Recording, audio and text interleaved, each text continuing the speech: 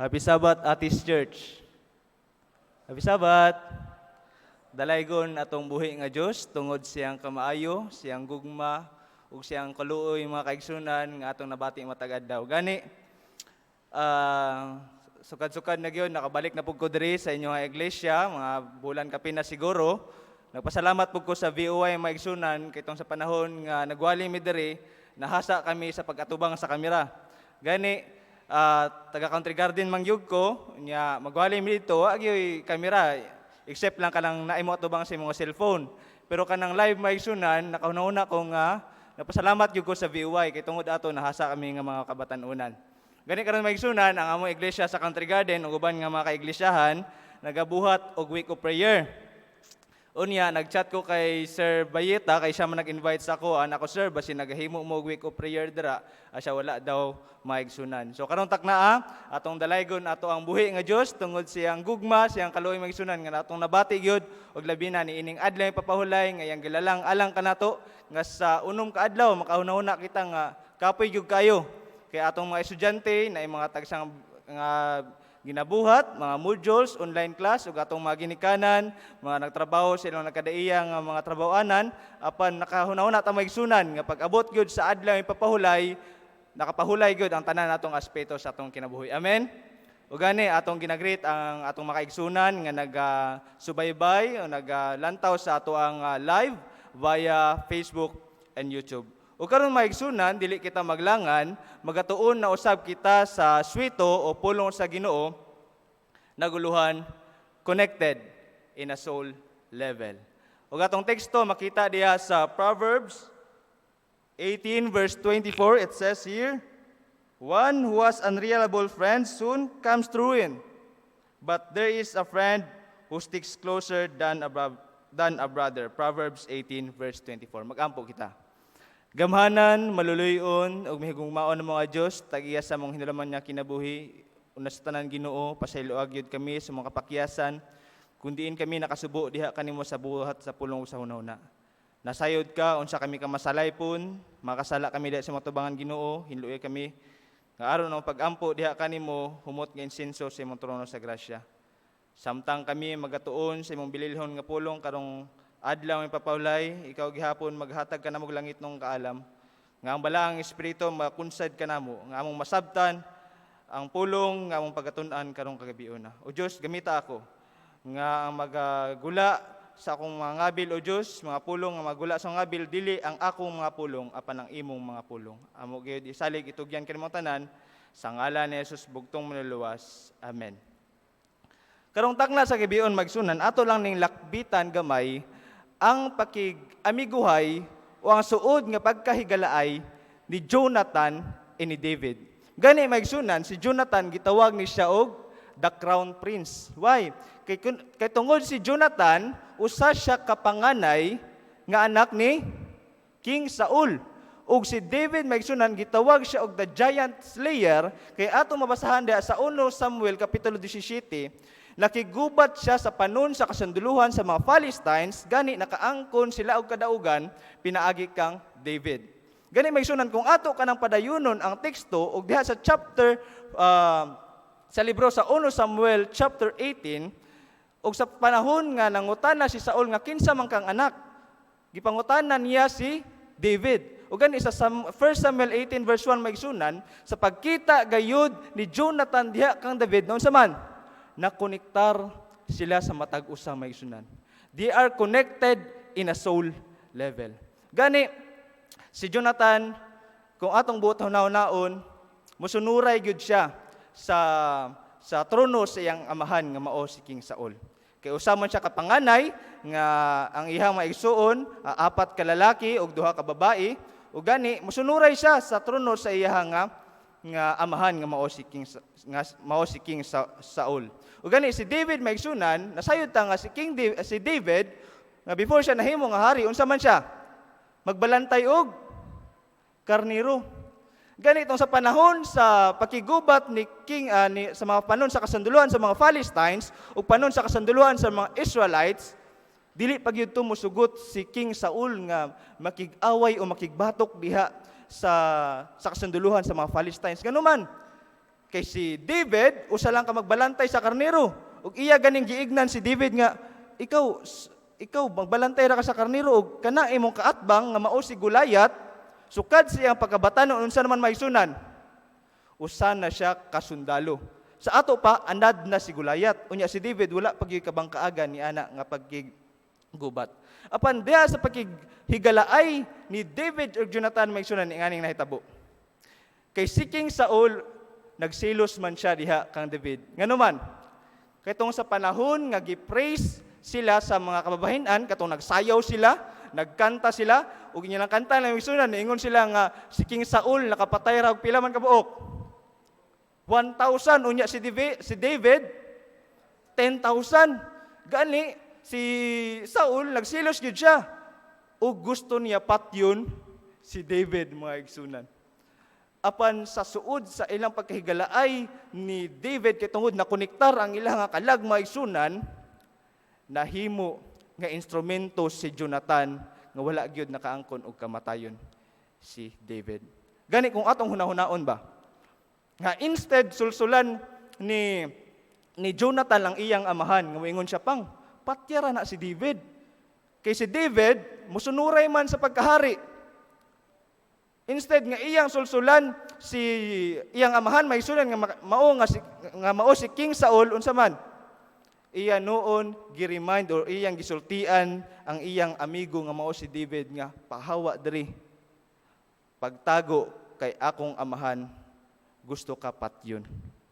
Gani maisunan dili lang once, dili lang twice kung atong basahon, kadaghan gyud nga gusto patyon ni King Saul si David. Apan nakaangkon bag kamatayon si David, wala maisunan tungod sa pamaagi siyang suod nga higala o tungod siyang amigo nga mao si Jonathan. Pagkanindot pamalandungon maigsunan nga aduna kay amigo nga instead sulsulan nimo imong papa or imong ginikanan nga ako man untag mo sunod diha sa pagkahari, ako man untag nga mahimong hari diha sunod kay panganay ko nga anak sa akong papa, unya karon naay batan-on nga nakapatay og giant nga mao si Goliath, unya mosunuray sa pagkahari. Gani maigsunan na admire na noon si Jonathan sa usa ka new young leader nga mao si David. Apan adunay question, who is your best friend? Kinsa man daay ang atong higalang maigsunan? Kinsa man daay ang atong amigo? Usahay aduna kitay mga amigo or mga amiga nga ginatawag nato nga babae ug babae. Usahay atong makita nga tungod sa ilang pagkasuod, tungod sa ilang pagkaamigahay unsa man, magpariha na lag suoton. Usahay pariha og sinina, pariha og short, pariha og bag, tanan pariha mga igsunan.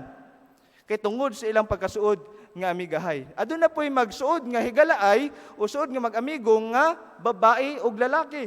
Gani maingon sila nga wala na nay mali siya kay tungod open na kayo ang lalaki sa ginikanan sa babae, open na pod ang babae sa ginikanan sa lalaki. Tungod silang pagkasuod, makaingon na sila nga mura sila mag-igsoon. Kinsa pa man, aduna po'y maghigalaay nga bata ug bata. Gani ang uban nga bata kung biyaan sa ilang amigo unsa? Muhilak, magwild ket tungod biyaan sa iyang amigo kay mao lagi dili sila mag-igsuon, muuli ang iyang amigo sa ilang balay, unya muhilak kay tungod dili niya gusto biyaan ang iyang amigo. Unsa pa man isunan? Aduna po'y maghigalaay nga iro og iya nga agalon. Gani ang iro ginatawag gid nato nga the man's best friend. Dili lang mga dog maisunan, mga iring, mga uban pa nga mananap nga giangkon gayud nato ang atong mga higala ug atong mga suod nga amigo. Gani moingon ta nga usahay mas lami pang pagkaon sa iro kaysa sa imong igsuon.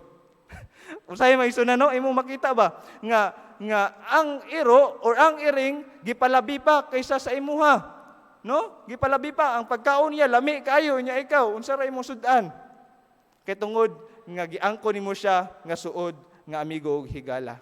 O kani pod mga igsunan nga ato makita sa TV, sa programa sa TV nga adunay childhood o ginatawag nato ni nga childhood best friend nga kung sa diin karon sikat na kay sila unya naa sila vlog. Kay tong sa panahon nga naghimo o naa sila picture kaniadto unya ang lalaki ni lakaw sa layo nga lugar ug kana misunan sa usa ka programa sa TV nga unsa man nahiusa sila maigsunan. Basig kamo, basig makita ninyong forever niyo diha sa inyong mga childhood ninyo nga mga best friends. Gani, makauna na ako na ba ko childhood best friends kay basig mauto akong forever maigsunan. Apan atong lantawon ba nga naa ay mga maghigalaay na ay mag-amiguhay nga sukad sa ilang pagbata hantod karon nagsuod gihapon sila mga pilalangga ko nga mga kaigsunan. Ug ako sab natay ginatawag nga group best friend. Aduna ako'y mga suod nga mga higala, suod nga amigo ug amiga maigsunan. Gani ang uban sa inyo ha basig kaila diha kang Silin Topas kana nakamaron murag nag-eskwela yata siya diri sa iyang pagka-elementarya. Usa na ko na siya kasuod nga higala nga giangko na gyud nako nga igsuon. Kay tungod nagsuod kami maigsunan dito sa tong tulungaan sa Matutom View Academy. Grupo gyud kami nga sige uban-uban, close kami, labi na kanang naka-gray maigsunan. He's not an Adventist, but open gyud kaimi sa ilang panimalay. Iyang mama, suod na kayo namo, moadto lang mi dito maigsunan, way pananghid. Nga makaingon jud ka ba nga tungod sa inyong pagkasuod nga amiguhay og amigahay maigsunan nga open na gyud kamo naga-share na kamo og mga lalum nga inyong mga problema. Gani nasayod ko nga sa inyong mga panimalay aduna pud kamoy mga higala, mga suod nga amiga og amiga. Dili lang sa inyong panimalay, apan sa inyong komunidad, sa inyong barangay, sa inyong eskwelahan ug sa uban pa maigsunan aduna kitay mga suod nga higala og mga amiga og amigo. Apan unsa day kini klase nga gugma? Kini di ay nga gugma maigsunan gitawag nato nga philia love. Unsa man kining philia love? Philia is a love that runs deep into friendships. Ways to show philia love. Be supportive of your friend. Keep open communication. Be their trusting little soul. Some days dive into deep conversation. Kanang open na kayo mo sa matago sa maigsunan nga usahay maghinilakay na lang mo kay tungod sa problema nga inyohang gina-share sa iya. Usahay siya na pud mo share sa imong problema, hilak na pud ka, maminaw na pud ka sa iya. Kay tungod giila man nimo siya nga suod nga amiga ug suod nga amigo. Apan aduna poy ikaduha nga pangutana. Who is our very true best friend? Kinsa man ay ang atong tinuod nga higalang maigsunan? Atong tinuod bang higala mao ang ato ang higala nga grupo kamo or higala ni or amigo nimo nga suod gyud kamo or amigo nimo nga mga mananap diha sa inyong panimalay nga mga ero o mga ering mao ba na inyong tinuod gayud nga higala or amigo ug amiga? But I want to introduce to you maigsunan our very true best friend, no other than our Savior Jesus Christ. Apan diha sa four Gospels, ang apat ka magsusulat diha maigsunan ilang gi-portray o gilain-lain nila portray si Jesus Christ. In Mateo, gi-portray ni Mateo that Jesus as the Jewish Messiah, the fulfillment of Old Testament hopes. Ug diha sa libro sa Mark, iyang gi-portray si Jesus Christ as the suffering Son of God, who offers Himself as a sacrifice for our sins. Ang pinakaulahi nga gihalad mga igsunan nga sa kaniadto aduna kitay ginatawag nga sanktuaryo nga adunay mananap nga karnero nga ginahalad kung sila makaangkon og sala maigsunan apan Jesus Christ ang mga pinakalas nga lamb nga gihalad diha sa Kalbaryo sa cross. And Luke portrays Jesus is the Savior for all people. Ang manluluwas alang kanatong tanan maigsunan who brings salvation to all nations and people groups. And lastly, John, he says that Jesus is the eternal Son of God, the self-revelation of God the Father. So karon maigsunan nakita nato ang nagkalain-lain nga pagportray nila kang Jesus Christ. Ug nasayod ta that Jesus Christ niadto gyud siya diri sa kalibutan alang sa pagluwas kanato. Ingon pa sa kanta sa His Life for Mine, He was despised, He was rejected, stripped of His garments and oppressed. I am loved and accepted, and I wear a robe of righteousness. Pagkanindot pamalandungon maigsunan, Giingon diri nga we are the reason why Jesus came here.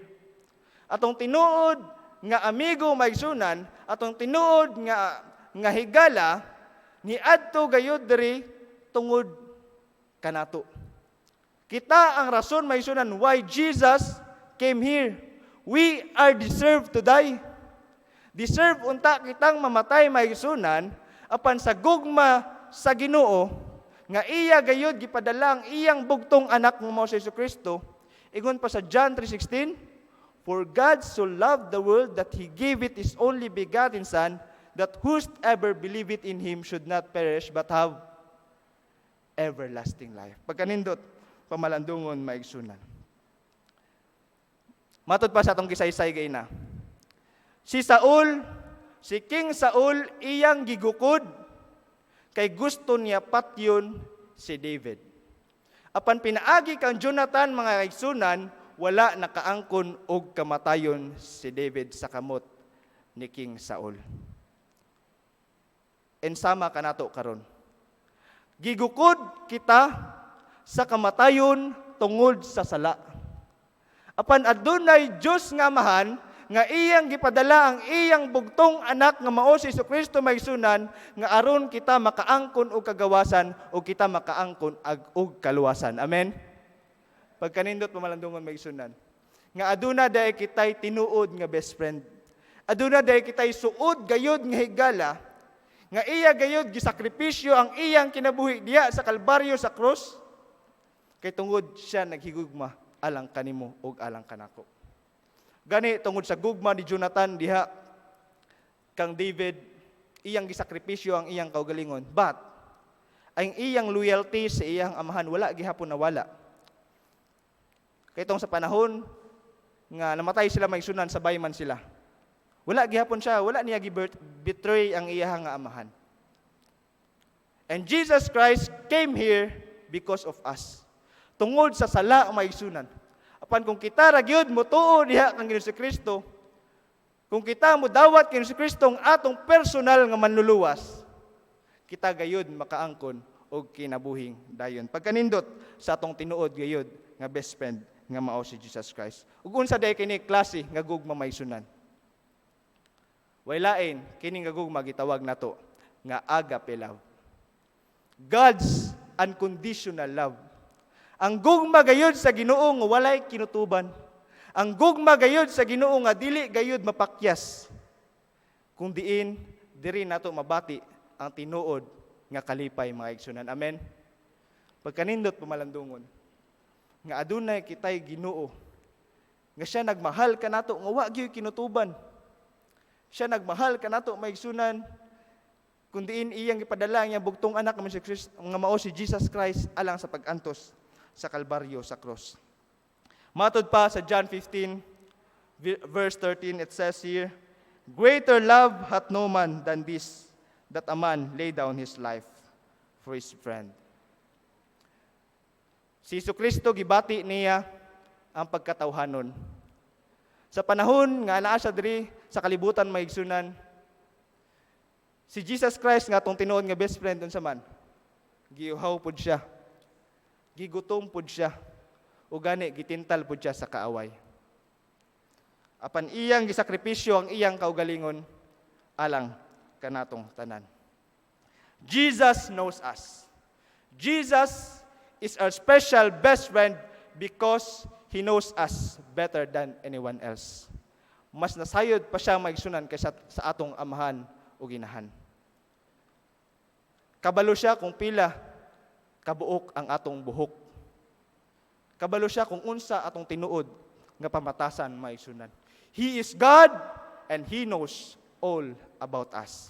He even knows our thoughts. Jesus is our special best friend because He always has time for you and me. We can talk to Him at any time. Pinaagi sa atong pag-ampo, pinaagi sa atong pagdayeg diha kaniya, pamaagi niini, o pinaagi sa atong pagbasa sa Biblia. We can talk to Him in any place. No one cares for us like Jesus. Matod pa sa John 15 verse 12 to 15, ang sumpay sa teksto gaina, this is my commandment, that you love one another as I love you. Greater love has no one than his friends. No one than this, than to lay down one's life for his friends. You are my friends if you do whatever I command you. No longer do I call you servants, for a servant does not know what his master is doing. But I have called you friends, for all things that I heard from my Father I have made known to you. But the question is, are we connected to Jesus? Nakonektar ba ang atong kalag diha sa iyahang mga kaigsunan? Aduna kitay ginatawag nga mga earthly best friends. Mga yutanon nato nga mga higala, mga yutanon nato nga mga amigag-amigo, nga sila nagatagad usab kanato. Sila usab nagaatiman kanato. Apan aduna daay kitay heavenly best friend nga mao si Jesus Christ maigsunan. Matod pa sa 1 Peter 5 verse 7, cast all your care upon Him, upon Jesus, for He cares for you. Ang atong heavenly best friend maigsunan, nag-atiban kanato. Nagatagad kanato, labi na ni ining hinapos nga panahon, ni ining nga pandemya nga maigsunan, nga kitang tanan na problema na gyud. Makaingon natang nga Ginoo, balik na kay gikapoy na gyud kami diri sa hinapos nga kalibutan. Apan dili kita angay magkabalaka maigsunan. Dili kita angay mawalaan og pagsalig, kay adunay kitay heavenly best friend nga nagatiman o nagatagad alang kanatong tanan. Mo'y akong buhi pagampo. God bless and happy Sabbath everyone.